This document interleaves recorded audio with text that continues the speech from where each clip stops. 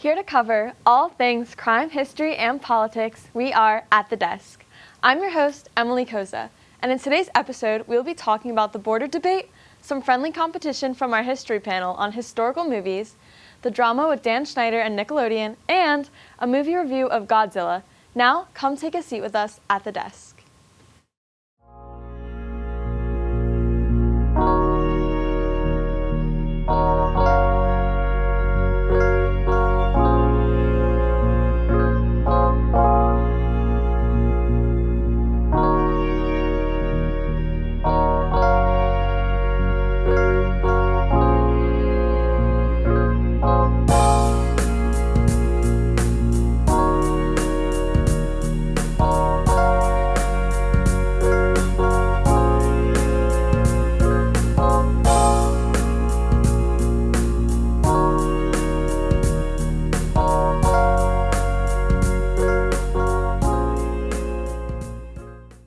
Welcome back to ATD.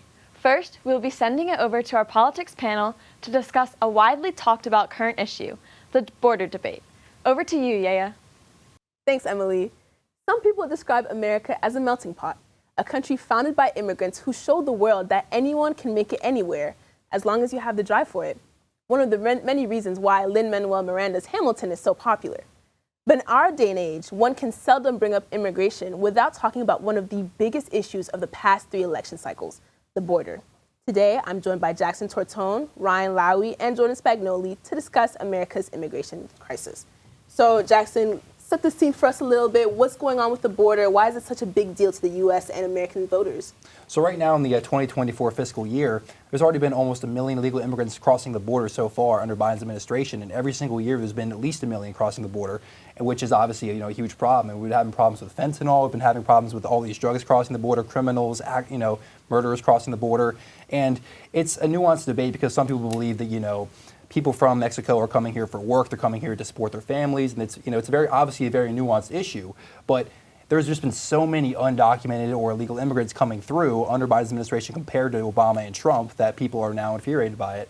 Yeah, so something I like to say is it's different times. Obviously, whoever was president in 2020 had to deal with the fact that they were pressured to shut down the border internationally, everywhere, in the air, etc., because of the coronavirus.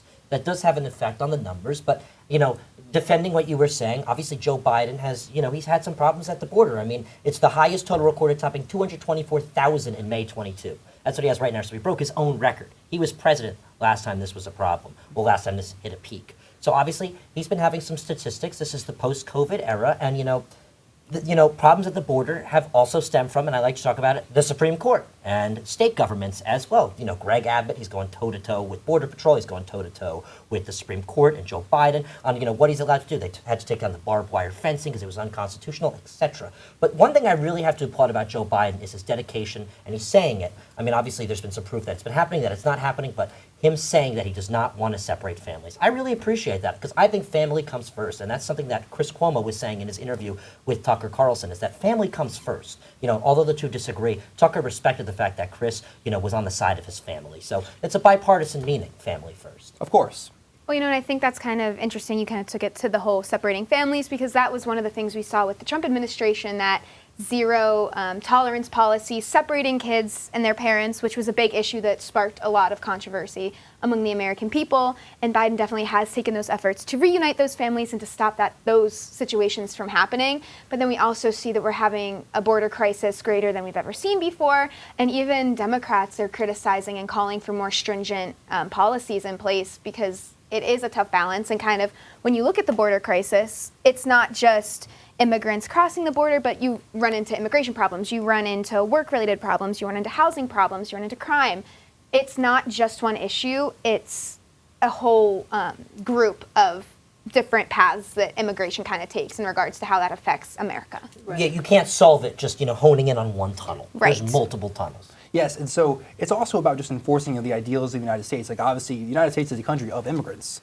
We want immigration here, but you also don't want to, compromise the laws we've had, established here for centuries, essentially, and letting, people just come in with no documentation at all. Americans like to vote with their wallet, and when Americans like to vote with their wallet, they don't want to see their money going towards undocumented people who don't pay the same in taxes and are not, necessarily taking advantage. They're taking advantage of the system. People like to say, like, for example, schooling, et cetera, like law enforcement services. All this is being afforded to people who are not necessarily contributing the same amount of money. But see, I take issue with this argument because actually the chair of immigration, which is an organization that is dedicated to making sure that people who do immigrate to the U.S. are treated fairly, regardless of whether they're documented or not, actually documented that undocumented immigrants pay over $31 billion in taxes, so no social security number, no nothing. They're not receiving those benefits that will come back to them in a couple years. And I also take issue with some of the language that is used around immigration. I think it's very important, yes, to make sure that the people who are already within the United States borders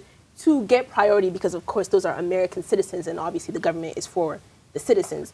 But using language like murderers, drug dealers, and everything, it's very villainizing and very dehumanizing. And I think that's a really big issue when talking about immigration in the U.S. is that it's very easy to very quickly dehumanize and take away the humanity from people who are immigrants. Because why are they coming to the U.S.? Most of them are coming because they're leaving behind the life that they knew in search of something better. One of the big things that Biden is enforcing is parole and allowing people without documentation to come if they have very credible fear for their lives, if they're afraid of getting persecuted. I mean, we see what happened in Ukraine, right? When Putin invaded Ukraine, there was a whole support from the American people themselves to make sure that Ukrainians are coming in here safely. Obviously, they might have better avenues to get that documentation, of course, and I personally think it depends on where you're coming from, that the documentation is easier. But what about the doctors that are coming? What about the professors that are coming? You can't just group them all and say, murderers are coming into the U.S., we need to enforce the border, because that's just grouping people into a category. In America, we're not. They're certainly, judging a minority of the illegal immigrants. Like, not just all the immigrants, the illegal immigrants. Majority of them are not murderers, not rapists, not drug dealers. Right. But again, it's about enforcing a principle of we cannot compromise our laws to fix a issue right now. And again, we're looking at, in all honesty, it's a case-by-case basis. That's the truth. And that's why we need to clean up our immigration court. Our immigration court is underfunded, disastrous, it's behind, and that's really something that we need to work on cleaning up because, again, it's a case-by-case basis. Some people need to come to the United States. Some people need that American dream opportunity. And then there's others who you can say differently. So it's really a case-by-case basis. So I agree with you. I also agree with you. Well, and I think you both kind of brought up a good point about, I think a big problem surrounding immigration and the border crisis is a lot of the American people's maybe misunderstanding of what it is or not fully seeing it as the big picture, and they're not necessarily educated about it because, like you guys were both saying, they're looking at immigrants as murderers or criminals, which isn't necessarily always the case. Of course, there's a couple of bad apples that are always going to come into the U.S., but that's not necessarily the majority of immigrants coming into the U.S., and the American people cite it as economic issues or national security issues. But I think if maybe we look more at the big picture, we become a little bit more educated on it because you also realize it's a really hard topic and a hard problem to solve because there's really not a lot of great avenues. And I think, like you were saying, case-by-case basis makes a lot of sense because everyone's situation is different, whether you're coming from a war-torn home, whether you're being persecuted against. There's so many different factors that kind of are a part of why people are trying to flock to a new place to start a new life, which I think people tend to forget as well. Right. And it's very difficult to even stray away from the current policies that we do have. I mean, Biden himself has had issues breaking away from Trump-era policies. He was trying to enforce, or Trump was trying to enforce, like daily asylum limits and making sure that, like, not too many people are coming in at the same time. Biden was trying to move away from that, but he ended up going back to that same policy because it's so difficult to maintain. Like you said, there are laws that cannot be compromised, and it's difficult to allow people in when, like you said as well, the courts are underfunded. You don't know where these people are going to go, so you have to turn away some people. Even if Biden ran on being more lax, the reality is it's just not possible to a certain extent. It's also, it's approach-based as well, because if you're going to take a more lax, I think Joe Biden has really struggled. The relaxed approach towards it, he's inviting the cartels to make money off of the situation. He's inviting disaster at the border. And then there's terrain at the border, which is a problem. The border in Arizona looks so much different than that San Diego, California area border. It's it's dangerous to cross the border. And Border Patrol, they're understaffed, they're undermanned, they have some training issues. There was a whole interview with CBS about it, and the chief of the Border Patrol said, hey, we have a lot of problems. We're not going to hide that. And the fact that the federal government is, on our backs telling us certain things they want to do for political gain is just an absolute disaster right now. We're understaffed, we're underfunded, and we're in a crisis. And what's going on in Congress right now, it's messy. They've been able to come together, and they've been able to say that the government is allowed to declare a national emergency on the border if there is over 8,500 crossings in a day or 5,000 in a week. But at the end of the day, it's not going to solve the major problem that Border Patrol, the one keeping track of everything, the one keeping everything in order, they are just kind of being puppeteered by the government and being told what to do here and there. And they, in the first place, can't even take care of what's going on. Yeah, they're completely underfunded, and that creates a dangerous situation for the good people who are trying to cross the border because they are now in like you say, dangerous terrain, and they're in a place where they cannot, they don't have food, they don't have water, they don't have resources, and that an underfunded Border Patrol is not going to help that. Right, and I remember seeing the pictures of the so-called asylums that were floating around, I think 2020, I don't know if you guys remember, where the conditions were just horrible. And obviously that's it reminded me of the Hooverville. Right, exactly. That's just not a way to treat people who are coming in, regardless of whether or not they're documented. But that's a huge thing that the federal government has to pay a lot more attention to funneling money into Border Patrol to make sure that, one, they are able to sustain or receive everybody that's coming in, and two, the people that are coming in are being treated fairly. And I think, it kind of goes into more, it's not just an immigration crisis, but we're kind of facing a humanitarian crisis in this regard. Absolutely. I mean, For sure. those cages that during the Trump administration, the cages that kids are being kept in, separated from their families. And I know under the Biden administration, he's been trying to get more resources to the border and to try to help make it better. But it's difficult because the funding that they need, we cannot provide. There's just so many different avenues that money would need to be funded to make it better. But a big part of what I think the problem, like you were saying, is just the conditions that these people are in. It really is a humanitarian crisis. And I mean, how does that look to people that are coming from terrible war-torn places or any reason why they might be trying to leave where they're from to come here? And they finally get here to what, they say is the American dream, but they find themselves in places that aren't necessarily... Well, they're trying to leave a cartel-run country, essentially, where Right. crime is running rampant, the economy is not good, jobs aren't available. New Mexico is just not in a good state right now. But the problem is a relaxed border policy will invite those same cartel members. It will invite those same criminals to go with them, and that creates a problem in of itself. It creates a problem here in America. Right, our fentanyl problem. The fentanyl that problem, we're yes. having with so many overdoses to the point that we've never seen before. I do want to pivot. I want to talk about somebody who has been actively trying to solve our border crisis, Governor Greg Abbott. I believe Ryan mentioned him. I want to talk about his little feud with Eric Adams. So what are we thinking about that? They're trying to they've been busing migrants from Texas all the way to New York. So this is a cross-country feud. What are we thinking? It's a unique rivalry. You don't Very, usually I see never city saw it mayors get into coming. fights with, Yeah. with border governors. The whole thing is just, it's very messy, and it's the approach taken. It's unfortunate, just like the coronavirus. The approach could have been taken, viscerally, or the problem could have been looked at politically. Unfortunately, it was looked at politically. It's now becoming a thing, well, the Republicans are mad at Joe Biden because Joe Biden's not taking care of the border, but now Joe Biden wants to take care of the border, and Trump's saying, well, don't pass anything unless it's perfect. Essentially, flipping sides. So the whole thing has just become really messy at every level of government. If it was approached, as you said, in a humanitarian way, just like COVID, the situation could have been looked at a little better. The situation could have been taken care of a little better. We would have heard more from Border Patrol on what they need. The puppeteering situation would have stayed out of it. We wouldn't be seeing fights between Texas governors and New York State mayors in the state of New York. Like, the whole thing's just a mess. And I think Very part of much the a mess. problem is people are trying to point fingers at everyone else. It's your fault. It's your fault.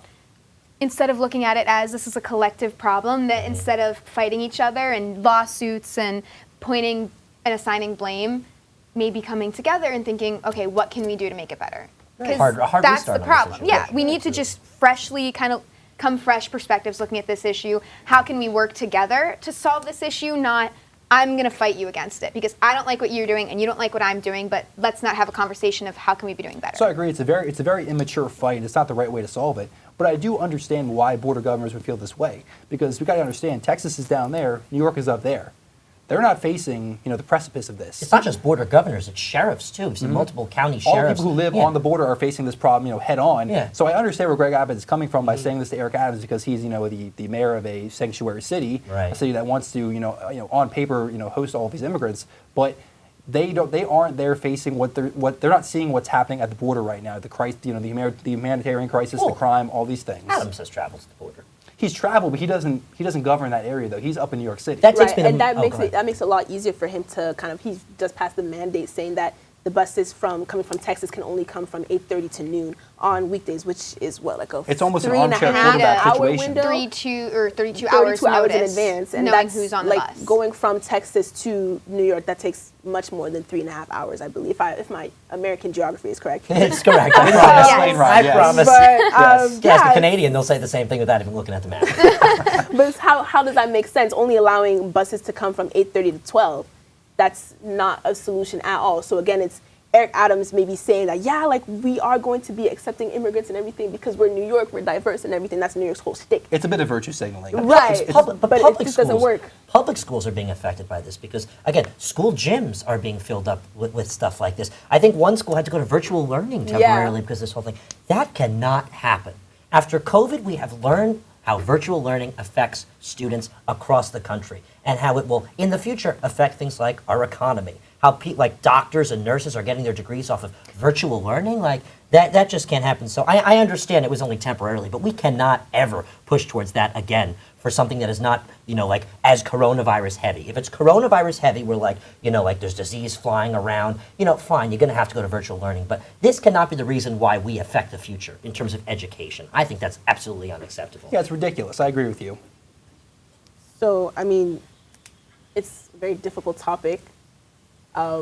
What do you guys think? Obviously, we're still in the midst of getting our degrees, so we can't really say anything policy-wise. I would be Jackson, enraged. I would be enraged if I was forced to go virtual because of this problem. I'll say Right. that. Well, the students are like, well, the homework's a little easier. But I mean, at the When end of the day, you're in middle school, yeah. you don't understand. But people our age, we went through this. At the end of the day, understand we what it does are to a all person. subjects to this problem. We have all been affected. It doesn't matter high school, middle school, college. We all felt the effect of virtual learning, and if we haven't felt it yet, we will feel it soon when we go into the work world. That's over a year of education, and I know that this didn't get to that point, but if it does, that's a big problem, and that's why I think we have to listen to the people on the ground, like U.S. Border Patrol Chief Jesse Owens, who I mentioned earlier. Now I'm going to say his name. U.S. Border Patrol Chief Jesse Owens. Anyway, he says that cartels are encouraging this disaster at the border. Well, we should tackle that problem. He also says that every area of the border is different. If you've seen one area of the border, you've only seen one area of the border. You really have to branch out and look at every area of the border. Look at the problems. If a border wall, like Donald Trump says, is necessary, is built, can't you just fly over it? Can't you find your way around the border? Can't you just take an axe and go boom, boom, boom? Like, the whole situation is just, you got to listen to the people on the ground and not the politicians. I hate to hear people like Ron DeSantis go, I know what we should do about the border. Well, why don't you listen to Border Patrol, who's on the ground experiencing the problems, DeSantis is understaffed? not on the border. He's over in Right. Florida. Exactly. It's the same situation with New York almost. And also, there really is no one solution to this. It's a multifaceted problem that we have to approach as what directions can we take right? to And kind of to Ryan's point, because every single area of the border is so different, you cannot take a homogenous approach to this. Right. Like you have different demographics coming in from different places and everything, and every single city has different capacities as to how much they can handle. Ryan talked about the school gyms that are being filled. How do we spread people out? This kind of sounds horrible, but how do you spread people out so that we're not occupying whole school gyms, but people are still finding places to go? You have to, that's funding, that's cooperation And the with streets city are governments. the streets are unacceptable. You Yeah, can't put people on the you can't put streets. people on the Right. streets, but that's funding, that's cooperation with other states, other cities, maybe more programs like this busing program, but just not going only to New York. It's just, even though the border states have to be at the center of it, I think this is an issue that every single American congressman, American politician needs to take on, because at 50 the end of the day, states. they will make their way up from the border. Eventually, they'll come to New York, they'll go to Ohio, they'll go everywhere. So everybody needs to kind of chip in and say, how are we going to figure this out? I also think we need to be working closer with Mexico. I think For sure. Absolutely. Specifically the Republicans, they have been villainizing AMLO. But yeah, he's on the left side of the political spectrum. But at the same time, he's the one with the power in Mexico to take action. He was the one who ended that war with the cartels, as he says. Obviously, the war's not really over, but he's politically saying the war with the cartels is over. Is that helping the border? Saying that a war with the cartels is over when, they're destroying the border? I don't Right, know. because if it was better for people to live in Mexico, then why would they leave and come to somewhere where they don't speak the language, where people might be hostile to them because of the language they speak, the way that they look? So if the U.S. works closer with Mexico to maybe reduce people's desire to immigrate. I know that in certain places like my home country, Senegal, they've been working closely with Spain because a lot of Senegalese immigrants have been going to Spain, crossing the Mediterranean Sea in very dangerous boats. So if there was a better connection between our immigration departments, then I think that would be a really good first step, and that would ease the burden off our border states as well. And there really is no solution, as we were saying, just one specific solution. Joe Biden said, well, let's create an app, the border asylum app, It's been a disaster. It's crashing. So there really is no solution, like just on paper. Well, and I'll be the first to admit that this situation is it's a confusing one. There's a lot of different perspectives that you have to look at. And so, I don't think anyone can sit here and really say this is a good way to move forward because it's so many different, there's so many moving pieces that you have to think about. And that's what makes this a difficult issue that we continue to see and we continue to face problems against because it really is a very broad issue that we face. And that's why it's just such a big issue for the past, it's been such a big issue for the past 3 election cycles, but Congress definitely has to come together and come to a bipartisan agreement because this is not something that's going to be solved if we have infighting within our government. In an ever-globalizing world, the United States is going to have to find a balance between being a beacon of democracy for all nations and prioritizing those already within its borders. This balance lies in the next administration's border policies, which we hope you'll continue to watch unfold with us here at the desk. That's all the time we have today for politics. Back to you, Emily. Thanks, Yaya. Stay tuned for our crime panel as they dive into everything going on at Nickelodeon. We will meet you back at the desk.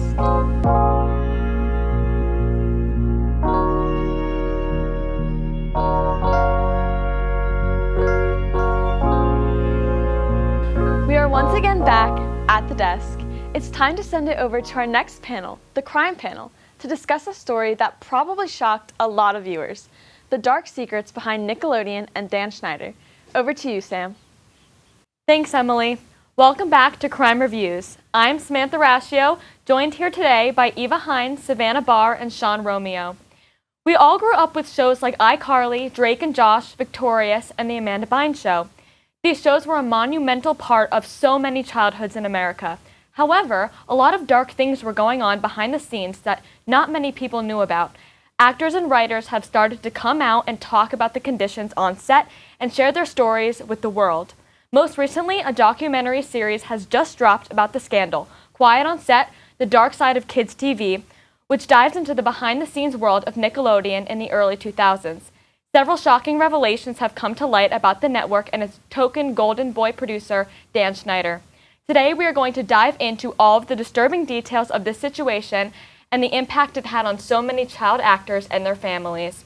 So first, we're going to start with Sean, and I kind of want you to give the history of that this is not a new issue. So as you were saying, Sam, this is an issue that has gone back to as far back as the 1930s in TV. There was a law that was put in place in the late 1930s, which it was called the Coogan Law. What it did was it put money away in a trust for child actors because their parents and other adults that they trusted were stealing their money. So this is not like some issue that just cropped up yesterday that, all of a sudden there's this issue in child's TV. This has been going on forever. And unfortunately, sometimes it takes this kind of shocking revelation that wakes up a whole generation to this issue that, it's not just this, but going back so far that, hey, maybe finally a generation is waking up and saying, this is an issue that we need to finally address once and for all and really get some stronger guidelines, in effect, for children on TV. Wait, to kind of start this story off, I want to talk about kind of the first main character we kind of see in this story, Katrina Johnson. And she was heavily in the beginning of the documentary series. And she kind of started out talking about her experience with Dan Schneider on the sets. So she was on the show, all that. And she was kind of Dan Schneider's first kind of like chosen girl. Like he put everything into her. She was his go-to. He was like, you're like my star, you're the chosen one, kind of all this praise from Dan. So she was on the show, and that's kind of where we start to kind of see the weird, kind of creepy behaviors towards specifically young females on his sets, on his shows. And because of this, she kind of was always weirded out, but she kind of had a good relationship with Dan. They were very close. They would do a lot of things together. So kind of flash forward, there is this comedy club night, and Katrina is like, you should go. There's this girl I really want you to see. She's really talented. And we later find out that is Amanda Bynes, which Savannah will go to in a second. And he kind of goes to this show and he kind of discovers her. She has amazing comedic beat, she has amazing comedic timing, and he kind of finds his next star. And this is kind of where we see Katrina kind of leave the scene. She kind of got out early because she wasn't getting the praise, she wasn't really getting the attention anymore. I mean, we'll see down the line, Dan wanted to make the Katrina Johnson show, which we'll see turns into the Amanda Bynes show. And she kind of, honestly, good for her, she kind of got out of the situation early and kind of got to live the rest of her life. We can't say the same for everyone, but that kind of leads into Amanda Bynes' story, which I'll let Savannah Yeah, so Amanda had such a bright future. You know, she had her own show. She was on shows before that. And like you said, she was Dan Schneider's next chosen big girl. They would often have private meetings in his room to discuss notes and talk about other things. You know, people would report on set they were always laughing together, always very, very close. And like in an odd way, and in a way that you wouldn't usually see. You know, and it's really interesting because Amanda's parents treated her terribly. She would actually go on to file for emancipation from them because of how hard they were working her, just like continuously and continuously. And at one point, allegedly, she was going to go live with Dan Schneider. And it's also a really interesting contrast because there were, like you said, a lot of really creepy things in the show. So one example is there was an episode where Dan was in a hot tub with Amanda with all his clothes on, but she was in a swimsuit. So it's not the thing you want to see from a child actor. Mm-hmm. I want to talk about, there was a lot of weird films and segments on TV shows that kind of went over, you know, Nickelodeon was geared towards children. Their main audience was children, so they didn't really understand this. Something I want to talk about is there was a scene like of Ariana Grande, you know, pouring water all over herself. There were scenes of, you know, someone like snotting and then it going on people's faces and it looked like, you know, disgusting things. I'm not going to say it, but you know what I mean. And there were also a lot of feet jokes. So it's thought that Dan Schneider maybe had a foot fetish. So there was a lot of things that went over the heads of children, but were kind of hidden in there based on Dan Schneider's writing, which I think is really interesting. And to add on to that, every time, because Dan Schneider had a lot of power, you know, he was in charge of the show, he would often put himself in episodes, and when he would come in, like a crude joke would come about, or something like you said that would go over children's heads would be brought up. Yeah, and when he would put himself in these episodes, you could kind of see, like, in the show, everyone kind of praised him as some sort of, like, godlike figure. They were like, oh, he's our god, he's the best, we listen to whatever he says. He would have put himself in this kind of power position like he had, because he was just kind of this god to them, this powerful being, and that's how he would represent himself in all the episodes he would put himself in. I also want to talk about that, him being this godly figure.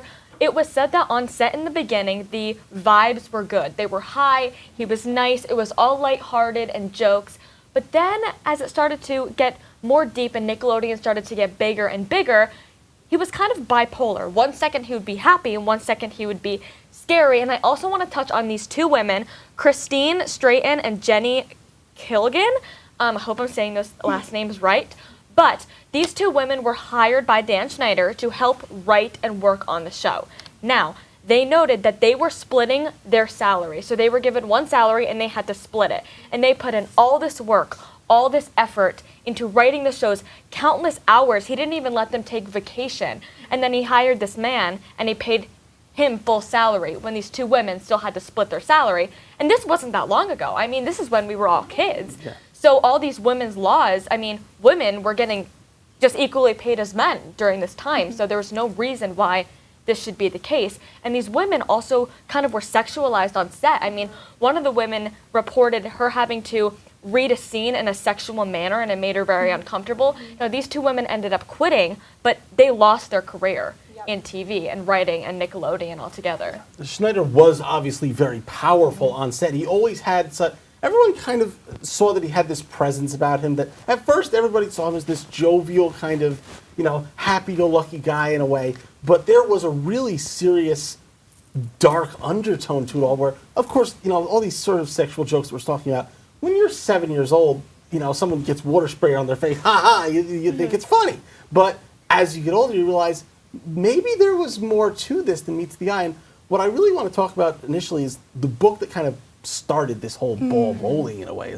Jeanette McCurdy, who was on iCarly, which was Schneider's biggest show, she wrote a book shortly after her career on this all ended, never naming Dan Schneider specifically, but calling someone the creator, which everyone points to as Dan, but that he was acting weird on set and sort of had this overarching power. So this was what started the ball rolling in this whole mess of a situation that's now, blown itself up. But that's really what started the whole, situation going. And adding on to his role of power, there were numerous accounts of mistreatment of workers. So he was known to fire and degrade and really dig deep into workers who made any little mistake. And as we were saying, at first the vibes were really good, but then slowly he would degrade his workers and really lay into everybody. Yeah, and the one woman, she actually ended up suing Dan, and it kind of destroyed her career, but she kind of ended up going that route. And also something I want to add to that is he would make women on set give him massages, which was a huge thing, which now he says he would never do that. He should have never done that. He apologizes for that behavior, but he would make the women on sets give him massages. He would text them and they would get a text. They'd be super busy and doing their job, and they'd be like, oh, I have to go give him a massage, rub his feet, do whatever. And that was just another example of how he degraded women on his sets. And, Schneider was this, obviously a powerful figure in the workplace, but also he was Nickelodeon's golden boy. As you said, this guy created cultural icons of shows. I mean, sure, there's been, major TV shows for kids dating back to the 70s, talk about something like the Brady Bunch or whatever. But for our generation, these were cultural icons. Everybody watched iCarly, from me, my younger brother, all of you. We all knew what these shows were. And for Nickelodeon to suddenly pull the plug on him in 2018 like they did, you could immediately tell that something funny was going on, and there was more to this story than just, some parting of ways, as it was put. And I also want to mention, nothing has come out that says Dan Schneider sexually assaulted people. There's no allegations. I mean, there are allegations towards him, but there's no severe allegations Nothing's that should proven. put him in prison. Yeah. So I do want to mention that and clear that up. But also, it was not just Dan Schneider that was an issue. Obviously, he was a big issue, but I know, Eva, you wanted to talk about another big issue. Yeah, so as we can see kind of in the back photo, that is Drake Bell with Dan Schneider. And I feel like we have to cover the Drake Bell situation because in the documentary, that is hit on a ton. And I think, honestly, it was probably the worst thing that came out of this entire situation. No question. Despite Dan Schneider, completely horrible. So kind of just to sum it up a little bit. So Drake Bell, he was famously known for his show Drake and Josh, and he was also on the Amanda Bynes show, I believe. And he was a child actor, and he basically, his parents ended up divorcing. And he had kind of a strained relationship with his parents at first, and his father kind of needed a way to connect with him. And so he loved to perform, he loved to be out there. So his father was like, you should start to act and go in shows. And his father would drive him to all these auditions, and they kind of really bonded that way. And while Drake was on these shows, there was a dialect coach named Brian Peck. And he kind of just worked with the child actors on their speech, and he was also an acting coach in a way. So he would have kids come to his house and work with them on a bunch of different scenes. If they had auditions, he would help with all of that. And he started to take a really particular liking to Drake, and he was just kind of always around him. Any situation, anytime his father was on set near Drake, there was Brian Peck. He would just kind of always find his way into the room with him, and he would always kind of touch his arms and kind of be very physical with him. And they just had a very kind of weird relationship, and you could kind of just tell he wanted to integrate himself into his life. And so he kind of started to do that, and he basically was kind of telling Drake that his father was over managing him and that he needs to kind of separate himself, get out of that situation. So he did. He ended up firing his father as his manager, and his father kind of lost all custody at that point. So he ended up going to live with his mom, and his mom just kind of really wasn't in it. So she would have Brian Peck take him to all of his auditions. She would have him stay over his house all the time. And that, unfortunately, is where a lot of sexual assault happened to Drake Bell. And he talked about this on the documentary, which, great, he came out with this story. It's amazing. But, and he talked about it, and he ended up, horrible stuff happened, but he ended up, suing and taking a case to Brian Peck. And just so much different stuff went down with that, with the lawyers and everything, and the people who fought for Brian Peck's side. And he basically ended up getting sued, and it was just a horrible situation all around. It still scars him to this day. I mean, if we had more time, we can go into all the stories about him calling his girlfriend's place and bothering him, but it is just insane about what happened. But And I really want to touch on, I think it's so sad that these child actors had such bright futures, and now like Drake Bell has come out saying he's turned to alcohol, and definitely like Jeanette McCarthy going on. And if you see Amanda Bynes now, they've definitely stepped away from the limelight, and that bright future they once had is like completely gone. oh, 100%. I mean, Amanda Bynes looks totally different. I was at the dinner table the other day and I showed my mom a photo and she was like, that's Amanda Bynes? Because all of the stuff she had to go through as a child, it ended up destroying her in a way. It's just crazy. I mean, when I was younger, it was like I would watch these shows. They made my childhood. It was just like when I was younger, I was like, oh, I wish I could be on those screens. I wish I could act like. Yet I had such a great childhood because I got to watch these shows and get so fulfilled. Yet so many of these children lost their childhood and they never got to fully experience that because of the abuse and just everything they had to go through while on these sets.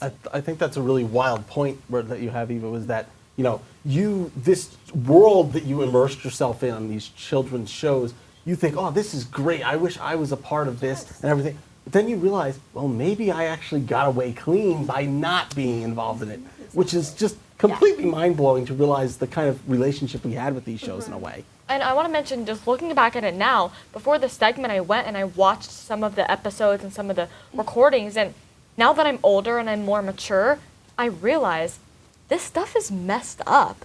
There's some messed up hidden messages in these, like degrading of women in these shows. I mean, there was a video, I think it was, I forget what show it was, I don't want to be wrong, so I'm not going to say it, but Dan Schneider walks on set and the vibe changes. The iCarly The video. I didn't want to say the wrong show, but, Yeah, but I know the what you're talking vibe about. changes. The girls looked extremely uncomfortable. I think it was someone closed their Everyone legs. tightens up. Tightens You up. could tell the stiffening of the Yeah. spines 100%. immediately. That's It just overall, it's just such a sad situation. I mean, you know, when I think of Nickelodeon, Disney Channel, all this stuff, I just think of happiness and good vibes all around. And it's just so unfortunate that all of this stuff was happening behind the scenes. It's really just a shame that it had to go on. Yeah. Well, that's all the time we have for today. While Schneider has denied the allegations, the network has parted ways with him back in 2018. The scandal has left a lasting impact on the entertainment industry and the accountability when it comes to the treatment of child actors and the staff behind the scenes. Back to you, Emily. Thanks, Sam. Stay tuned for our history panel as they discuss historical films. We'll be right back at the desk.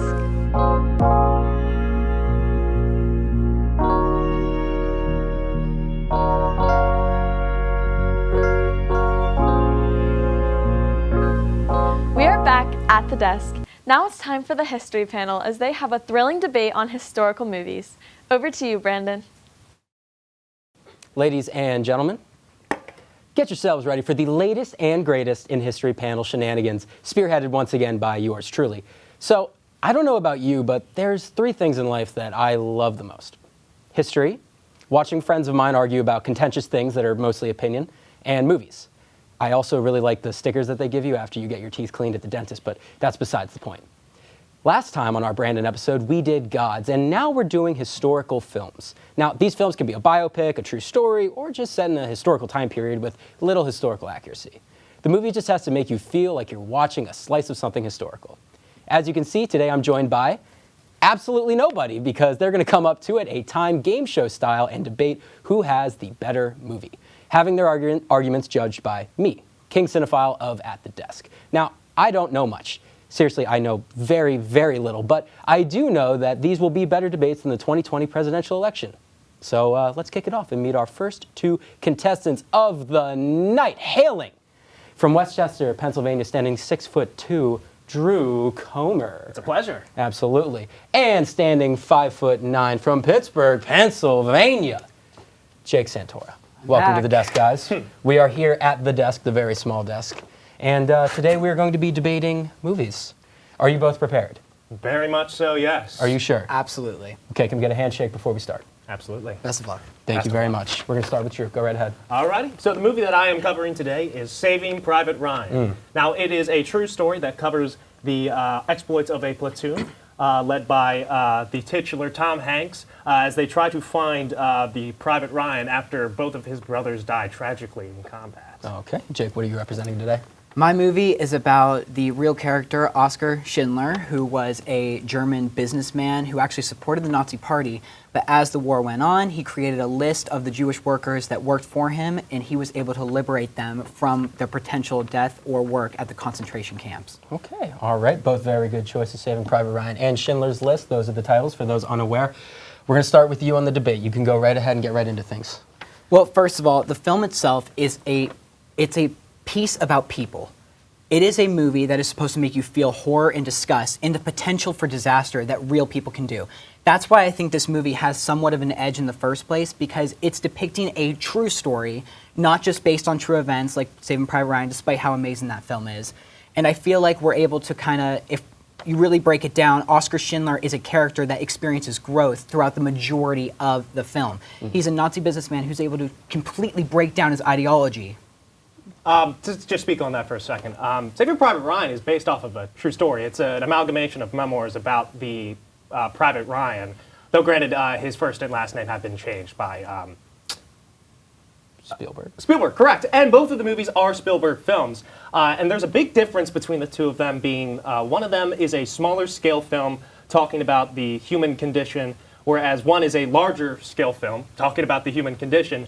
And it comes down to whether or not you are somebody who is enticed by spectacle or if you are somebody who is enticed by narrative. Well, me personally, I'm both, because the beginning sequence of the D-Day sequence in Saving Private Ryan had literally made veterans who were a part of the D-Day invasion feel like they had to step out, because that was so real. Well, just to kind of dive in, you were noted about spectacle, and I understand that spectacle is a thing for many people, but as on my side, biography is a really stronger point here. And plus, whenever you see Captain Miller at the beginning of the film, to his, spoiler alert, death at the end of the film, he doesn't really have natural character growth. I'm sorry. But Oskar Schindler, he is completely changing his ideology. He's completely changing his viewpoint, his own party at the end of the film. And that's just a really important thing. There's no real stakes for Captain Miller whenever he finally is able to find James Ryan. The stakes are there. I mean, I think that the fact that he dies is something that breaks away from what's normal conventional narrative. What's the context to that? He's in the war. There's no actual, like, he doesn't learn...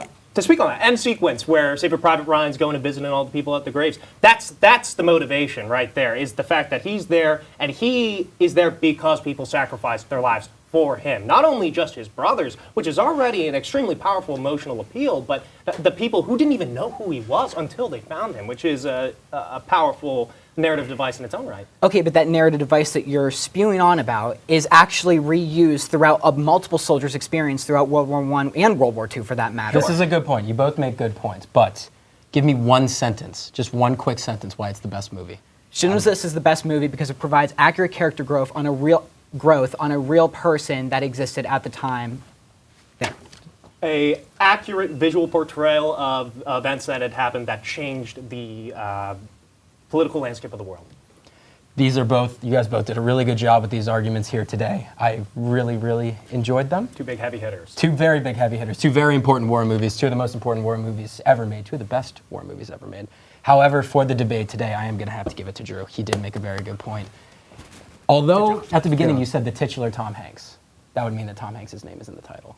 That's Tom right. Hanks' name is not in the title. Very good work, both of you. Thank you. Thank you for joining me here today. And now we're going to be introducing our ladies of the history panel. Starting to my right, as we just did, standing 5'9" from Montgomery County, Audrey Keller. True. And to my left, hailing from Senegal, standing 5'5.5", maybe 5'6", on a good day, Yeyawan.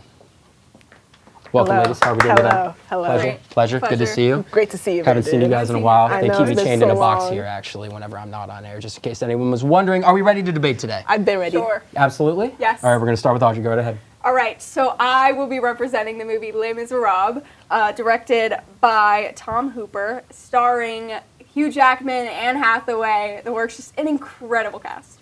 And I'm going to be representing Judas and the Black Messiah, directed by Shaka King, chronicling the story of Fred Hampton and Bill O'Neill, two Black Panthers, and how their fates intertwined. Okay, absolutely. Audrey, you can start. Okay. This is a poll for best historical movie. This might not be the one that comes to your mind first. However, it's the one that came to my mind first because I was a theater kid. Hey, I was a theater kid. And most people are like, Les Mis, that's about the French Revolution. No, that's about the French Restoration. Okay, so that came about 40 years after the French Revolution, where Jean Valjean was imprisoned for 19 years for stealing a piece of bread because he was starving. And it follows his path to righteousness as he adopts little Cosette. And oh my God, it's just an incredible story, an incredible tale, and I can't wait to be representing it. I'm a sucker for good theater, musical theater, all of that. But Judas and the Black Messiah, not your average American would not know a lot about Fred Hampton, and I think this movie was such an amazing way to introduce people to the Black Panther Party. A lot of people see them as militant groups who were only proponents of violence following Malcolm X, and this is the mainstream narrative that was put out. But this movie is such a cinematic masterpiece, and it really changes the perspective. I mean, you have a stellar cast, Daniel Kaluuya as Fred Hampton, who, by the way, he won around like 7 awards for his acting in this movie. Lakeith Stanfield, the Kaluuya and Stanfield connection is undeniable. And they depicted them not only getting into gunfights with the police, which is a very real part of their history, they didn't sugarcoat that, but also hosting free breakfast for school children that, again, not a lot of people knew about it. And the emotion was so raw. There's a scene where Fred Hampton, Daniel Kaluuya, is giving a speech to the Black Panther Party. And if you were sitting in the theater, if you're sitting at your home on your computer, regardless of where you're at, you feel the power, you feel the conviction. As it is with a lot of Kaluuya's roles. He's fantastic. Love Kaluuya. Now, we did hear about Kaluuya. Can we hear about Anne Hathaway and her role? I'm so glad you brought that up. You were talking about the emotional impact of your movie. That is this movie. Is the cinematography great? The cinematography in my movie is amazing, by the way, if anyone was wondering. But it also depends on who you ask. Tim Hooper, little weird for some of his Dutch angles, but that's okay. The singing choices, were they great all the time? Yes. You know what? Yes, I will say that. However, I left this film feeling patriotic for a failed French revolutionary movement of the time. This is a movie that made me want to look up what happened. Anne Hathaway, when she sang I Dreamed a Dream, she won Best Supporting Actress at the Oscars that year for 15 minutes of screen time. When I rewatched this movie over the weekend, sobbing. The second she got on screen, I really cannot understate this. Like, tears pouring down my face. I could not be more into this movie if I tried. So the emotional impact is there for both of our The emotional movies. impact. For sure. Can we do the one-sentence thing for both of you, starting with Yaya? Can you give me one sentence why Judas and the Black Messiah is the best movie here? Judas and the Black Messiah shows mainstream America that there's so much about the civil rights movement that spanned outside of the 60s. And it really brings together that spirit of protest and community and righteousness that is so deeply entrenched in American culture. Les Mis 2012, it's a movie based off of a show, and it made theater be accessible to the public. And not only that, the emotional impact of the show cannot be understated. These are both very good points. I love both of your points. I love talking about the actors and the actresses that carried these movies. However, Anne Hathaway did really put that movie on her back in terms of a movie. It's just not as good as Judas and the Black Messiah, in my opinion. But it was very well fought. You guys did a fantastic job. Thank you, thank you, thank you, thank you. Thank you. There we go. Good. All right, now we're moving here? on to the championship round, bringing back up Drew Comer. It is Judas and the Black Messiah versus Schindler's List. Let's get right into it really quickly. We already heard a lot about the movie. Saving Private Ryan. Saving Private Ryan. Oh, can we take it from somewhere? Can we get it right back from their intro? Yeah. This is where Here. you go. Wait, do you want it to be Schindler's List? Yeah, I'm sorry. All right, give me 3-2-1. Okay. Yeah, he's just going to re-answer. Yep. Okay. Ready? Whenever you're ready. All right, now we're going to move on to our championship round, welcoming Drew Comer back to the table. Representing Saving Private Ryan, representing Judas and the Black Messiah. Let's get right into it. Drew, you go ahead since you've been away from the table for a little bit. Alrighty, so to talk about Judas and the Black Messiah, because I had seen it just this weekend, I will say that that movie is character-driven, not only just in the sense of narrative, but in the sense of character performance. It is spectacular. However, I would like to say that this movie, Saving Private Ryan, also features a young Matt Damon, which is something we don't get much of anymore. We also get amazing performance from Tom Hanks. And so I would say that everything that Judas and the Black Messiah does in the sense of narrative and character, it happens as well in Saving Private Ryan. It's just that the topics are completely balls to the walls, opposite direction of each other. Okay. Yeah, I mean, talking about the narrative, I think the storytelling value of Judas and the Black Messiah is so interesting. We have this Great Gatsby kind of vibe where the main character is not, the main character of the movie is not the main character of the story. And we see Bill O'Neill, Lakeith Stanfield, love my life, love him so bad, narrating this while he's sitting in a chair in a confessional talking to Roy Mitchell, basically recounting his days. And as the story goes on, you realize, wait, he's not supposed to be talking to him. And I think this deep-seated betrayal that you don't really catch on to unless you already knew the story.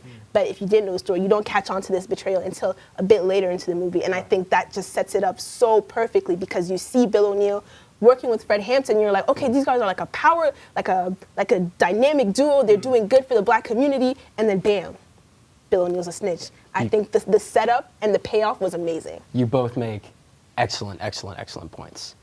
However, to determine our championship, I would like one more sentence out of each of you really quickly. Okay. So, in the circumstance of Saving Private Ryan, spectacle, stunts, scale, we're talking big picture, which doesn't necessarily have to be a good thing. But in the instance of Steven Spielberg, it is always a good thing when it comes to spectacle. Flashy, even visceral to describe the entrancing sequence. It's all visual spectacle, and it goes above and beyond what most filmmakers do nowadays. Yeah. Judas and the Black Messiah doesn't need to be flashy, doesn't need to be a spectacle. It has amazing storytelling, a killer cast, and you can tell that from the 45 wins and 89 nominations across more than 50 awards, in that the storytelling is subtle but powerful and it packs a punch, and it leaves you leaving that theater room with a sense of pride for a movement that you weren't even part of. Wow, both really compelling arguments. You guys both did a fantastic job today. However, I'm going to give this to Judas and the Black Messiah for the championship. It was really well fought. I'm more of a intimate scene guy than a spectacle guy. That's the only reason I take it. But I appreciate both of your guys' time today. It's absolutely fantastic. Here you go. Job, this is your trophy. Oh my gosh, wow. There you go. Beautiful. Would you I look always at that? wanted this. That's all the time we have for today, folks, and we have our winner. So history, like movies, is a story in its own right, and we are eternally grateful to be able to share our thoughts on the brilliant screenplay that is history with you. Thank you as always for watching, and drop some historical movie recommendations in the YouTube comments below for us. Check some out. Also, if you know anywhere to get those little dentist stickers, you could drop a comment about those too. Thanks again, y'all. Back to you, Emily. Thanks, Brandon. Stay tuned for another edition of our movie review panel as they discuss the roaring film Godzilla vs. Kong. We'll be right back.